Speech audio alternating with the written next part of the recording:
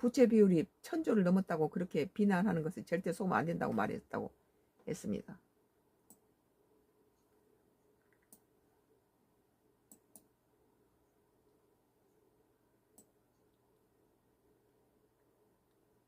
정부가 12.3 비상계엄 사태로 피해를 입은 소상공인을 대상으로 활력회복 지원금을 지급하는 방안을 검토 중이다.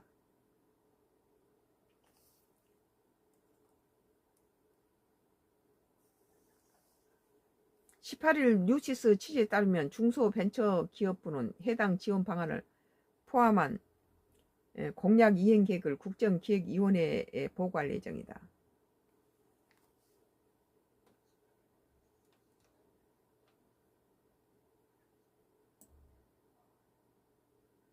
지원금은 전 소상공인에게 100만원을 일괄 지급하는 보편 방식과 매출 업종 지역에 따라 최소 100만원에서 최대 200만원까지 차등 지급하는 방식이 논의되고 있다.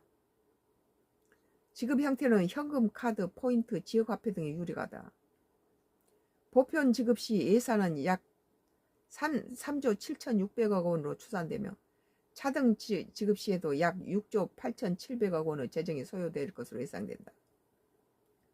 차등 지급 안에는 매출 3억 원 이하 영세 소상공인에게 200만원, 그 외에 100만원이 지급된다.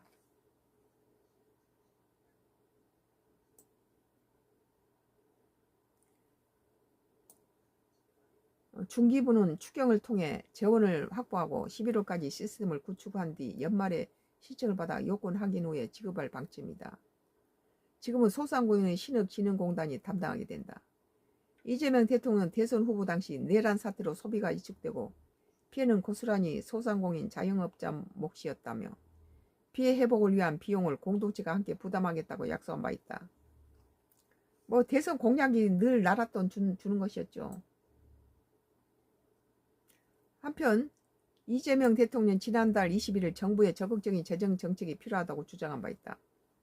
당시 대선 후보였던 이 대통령 나라 빚이 1000조 넘었다는 등 이런 소리를 하면은 절대 나라가 빚을 지면 안 된다는 무식한 소리를 하는 사람이 있다며 이럴 때 정부가 돈을 안 쓰면 대체 언제 쓸 거냐. 그래서 선거 때마다 그렇게 맨날 국민들한테 돈 준다고 약속했나 봐요.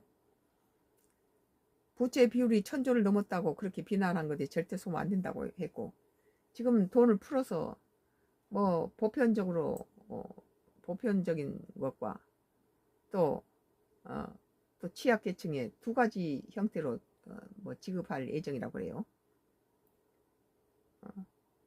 이 경기가 안 좋을 때는 돈을 푸는 것이